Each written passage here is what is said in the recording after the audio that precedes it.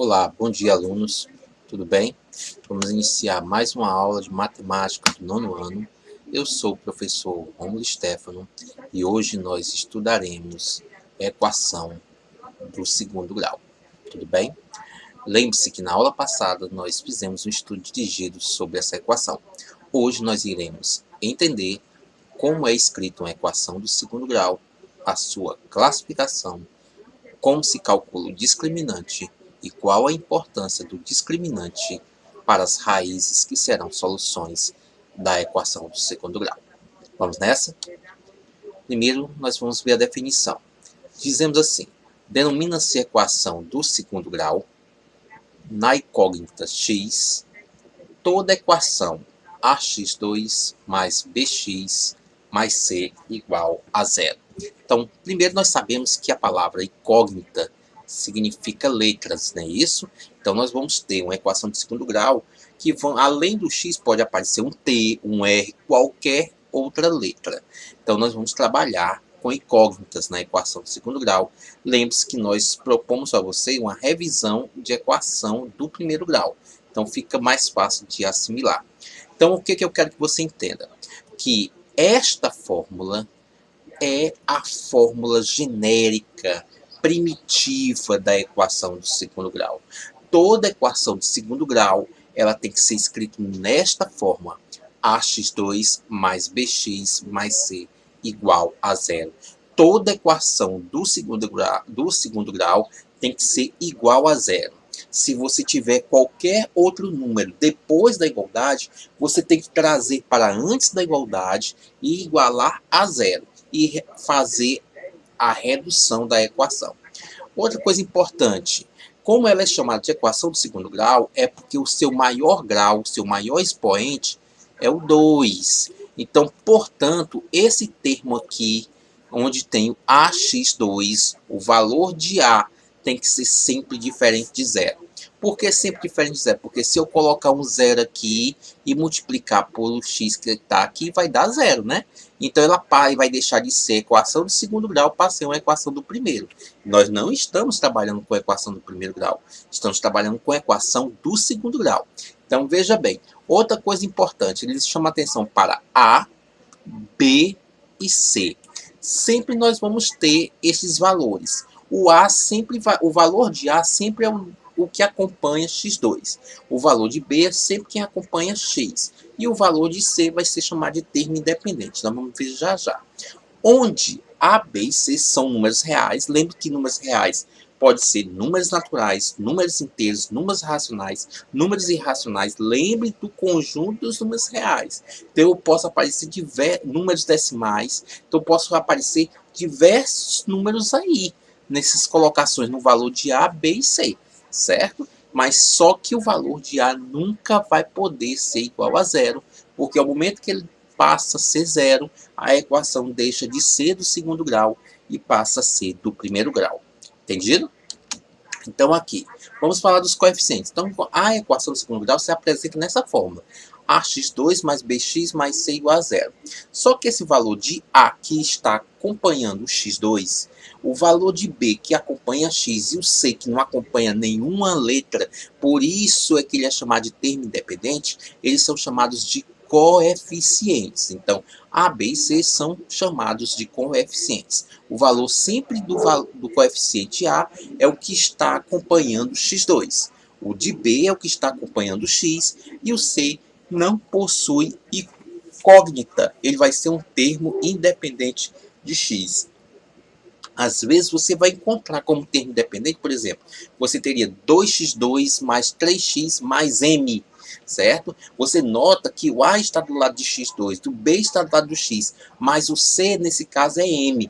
O m é um coeficiente C, é um termo independente, é diferente do x, certo? Então, não estou dizendo para você que o termo independente C vai ser apenas um número. Ele pode ser um número, pode ser uma letra, um número com a letra, desde que seja diferente da incógnita que acompanha o coeficiente A e o coeficiente B, ok? Então, a classificação da equação de segundo grau, nós temos duas formas. Nós podemos ter as equações de segundo grau incompleta e, lógico, que nós teremos a completa. Se ela é incompleta, é porque está faltando um dos coeficientes. Lembre-se que o único coeficiente que não pode ser zero é o A, né? Que acompanha x2, porque se ele for zero, essa equação não é do segundo grau, ela passa a ser do primeiro grau. Então, o coeficiente que pode adotar o valor de zero, não aparecer na equação, é o B, que acompanha x, ou o C, que é o termo independente. Ou os dois, então. São equações que não têm os coeficientes B ou C, ou os dois ao mesmo tempo. Nós temos exemplos aqui como elas podem aparecer. Ó. Ax2 mais bx igual a zero, você nota que aqui temos o coeficiente A, que acompanha x, o B acompanha x, mas está faltando o termo independente. Lembre-se que a equação do segundo grau ela é um trinômio formado de 3 termos. Se temos apenas 2 termos, é porque ela está incompleta. Então, nesse caso aqui, quem é o termo que está igual a zero? É o C, certo? Porque ela não aparece lá. Observe essa outra aqui. O A acompanha x2, mas aqui não tem ninguém ó, que acompanha bx, então nós já sabemos que B é igual a zero.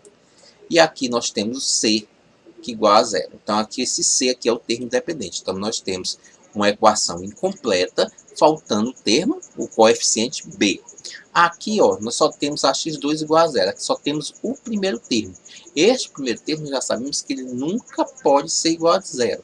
Sempre tem que ser diferente de zero, né? Então, a gente sabe que o A sempre vai ser diferente de zero.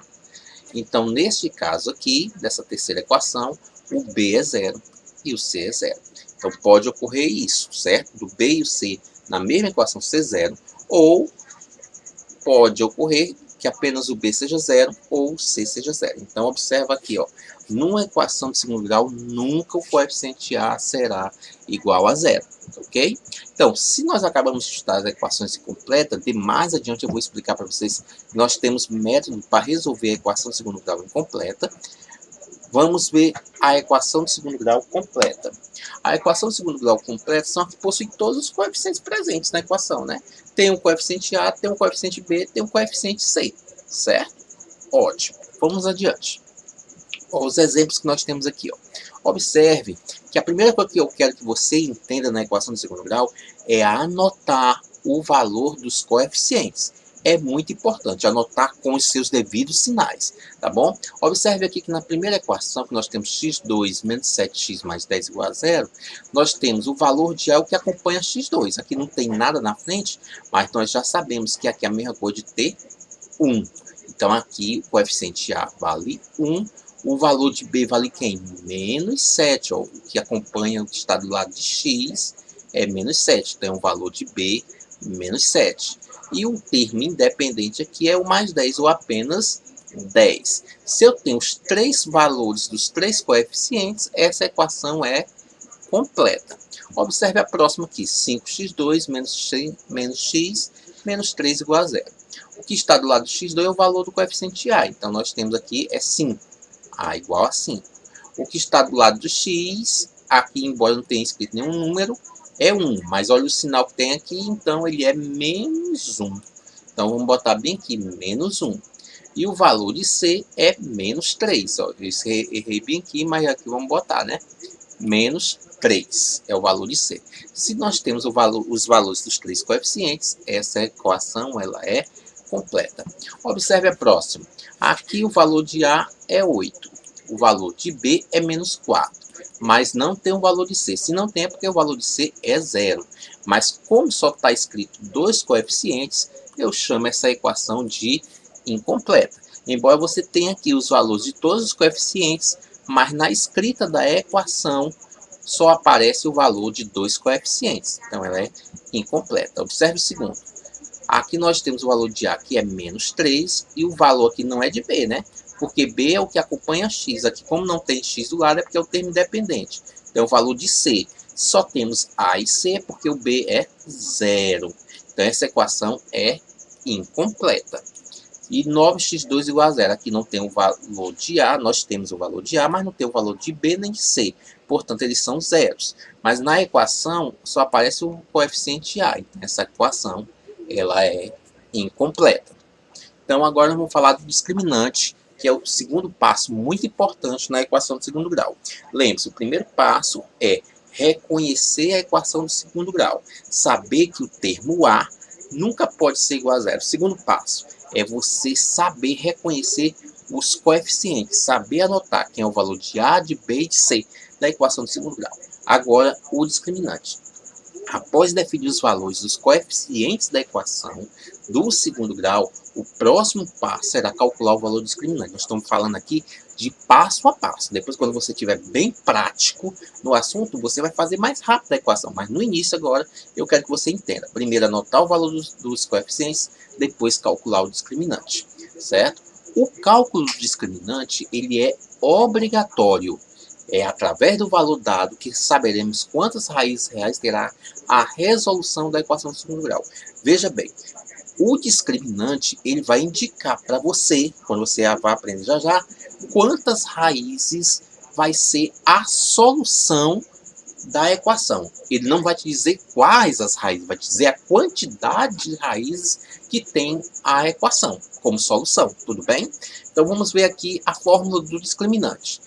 Todo discriminante é calculado por essa forma. Você vai ter que aprender. É muito importante. Se você não souber isso aqui, você não resolve a equação do segundo grau, tá? Então aqui, este símbolo aqui, a gente chama ele de delta. É uma letra grega, certo? Aqui, delta. Deixa eu botar aqui para nós. Delta, né? Aqui, delta. É o símbolozinho aí, a letra grega chamada delta. Toda fórmula é a fórmula do discriminante, a gente chama a fórmula do delta, mas entenda que é fórmula do discriminante. Então a gente lê assim, delta é igual a B2 menos 4AC. Quem é esse B2? É o valor do coeficiente B. Quem é esse A e o C? É o valor do coeficiente A, o valor do coeficiente C que você anotou da equação lá no início. Por isso que eu disse que o primeiro passo para você é anotar o valor dos coeficientes. Sabendo o valor dos coeficientes, você vai só substituir aqui. Aí você observa, a primeira coisa que tem que fazer, a potência, né? Você faz a potência, depois faz as multiplicações e por último você vai fazer a subtração, certo? Tem que ser essa ordem. Primeiro faz a potência, depois faz a multiplicação, lembrando que nas multiplicações nós estamos trabalhando com números reais, é necessário às vezes fazer jogo de sinal, né?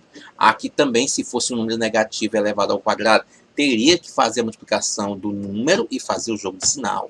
E por último, faz a subtração, tá bom? Agora, às vezes, com o jogo de sinal que nós vamos ter aqui, às vezes isso aqui vai, em vez de subtrair, vai se tornar mais. Então, você também tem que estar atento. Tudo bem? Ótimo. Então, a fórmula desse discriminante é delta igual a P2 menos 4AC. Agora, eu quero que você entenda qual é essa relação que esse discriminante tem com o número de raízes. Quando você calcula e acha o valor do discriminante, ele vai lhe dar três opções. Ou esse número vai ser positivo, ou esse número vai ser igual a zero, ou esse número vai ser um número negativo. E aí nós temos que entender o que isso tem a ver com a quantidade de raízes da equação do segundo grau. Então nós temos o primeiro discriminante, quando delta é maior do que zero. O que quer dizer delta maior do que zero? Que o número que você encontrou ao calcular o discriminante foi um número positivo. O discriminante é positivo. Toda vez que você achar esse discriminante positivo, quer dizer que a equação do segundo grau vai ter duas raízes reais diferentes como solução, certo? Toda vez que o delta for positivo, nós vamos ter duas raízes reais diferentes, entendido? Depois o próximo é quando delta é menor do que zero. Delta menor do que zero, quando o discriminante você calcula e acha um número negativo, você vai afirmar que a equação de segundo grau não possui raiz real, certo? Até esse momento. Ele não vai possuir raiz real, tudo bem? Então, se o delta é maior do que zero, possui duas raízes reais diferentes. Se o delta é menor do que zero, não possuirá a equação nenhuma raiz real. Tudo bem? Próximo. Delta é igual a zero. Olha, eu disse que era três possibilidades. Então, quando delta é igual a zero, você fizer o cálculo discriminante e lá no final encontrar zero, você está dizendo que o discriminante é nulo. E toda vez que ocorrer isso aí, nós podemos dizer que a equação do segundo grau terá duas raízes reais iguais. Veja bem, quando nós encontramos o discriminante igual a zero, nós sabemos que é duas raízes reais iguais. quando a gente for calcular essas raízes, que nós vamos explicar na nossa próxima aula, nós vamos calcular apenas uma única raiz. Não vamos calcular duas raízes, porque nós já sabemos que elas são iguais. Calculando uma, eu já sei qual é a outra, lógico, não é isso? Então, vamos para o próximo. E a condição para existir real, para existir raiz real. Toda vez que você tem uma equação do segundo grau, para que possa ter raiz, você viu, ou o delta tem que ser maior do que zero, porque tem duas raízes reais diferentes, ou delta é igual a zero. Então, a condição para a existência de raiz é delta maior ou igual a zero. Então, para que possa existir raiz real numa equação do segundo grau, deve-se obedecer essa condição. Tudo bem? Para existir raiz real. Lembra disso. Eu estou perguntando, neste caso aqui, não estou dizendo a quantidade de raiz, é a condição de existência. Lembre-se que para existir raiz real, o delta precisa ser maior do que zero quando ele tem. Maior do que zero é quando o delta é positivo. Isso quer dizer que vai possuir duas raízes reais diferentes. Delta igual a zero vai possuir duas raízes reais iguais. E o delta menor do que zero, que é delta negativo, ele não possui raiz real. Tranquilo? Vamos ver uns exemplos para a gente terminar a aula de hoje. Aqui nós temos a nossa primeira equação, 3x2 menos 7x mais 2 igual a zero. Eu disse que o primeiro passo para você é anotar o valor dos coeficientes. Então, o valor de A é 3, o valor de B é menos 7, de C é igual a 2, tudo bem? Observe bem os sinais para você anotar os sinais. Esses números aqui estão sem sinais, porque os números positivos eles podem ser grafados, escritos sem sinais. Depois de colocar os coeficientes, você vai passar para o cálculo do delta. Sempre anote a fórmula do delta até você memorizar. Tudo bem? É a maneira de praticar bem. B2 menos 4AC. Como eu já tenho o valor de todos os coeficientes aqui, eu vou só substituindo. Tudo bem? Então, aqui vai ficar menos 7, que é o valor de B ao quadrado, menos 4 vezes 3 vezes 2. Menos 7 ao quadrado é menos 7 vezes menos 7. 7 vezes 7, 49, menos por menos mais. Então, 49. Aqui é negativo, aqui é positivo, positivo. Negativo, positivo é negativo, positivo é negativo. Então, menos 4 vezes 3 é 12, vezes 2 é 24. Quando subtrair, deu delta 25. O delta é positivo, então ele é maior do que zero. Então, quando eu for calcular as raízes da solução da equação, vai ser duas raízes reais diferentes. Vamos para o próximo. x2 menos 6x mais 9 igual a zero. O valor de A aqui é igual a 1, B é igual a menos 6, C é igual a 9. O delta, né, B2 menos 4AC, que é o discriminante, substituindo os coeficientes na fórmula do discriminante, nós vamos ter o valor de B é menos 6, então menos 6 ao quadrado, menos 4 vezes 1 vezes 9. Então, menos 6 ao quadrado é menos 6 vezes menos 6. 6 vezes 6 é 36, menos por menos mais 36.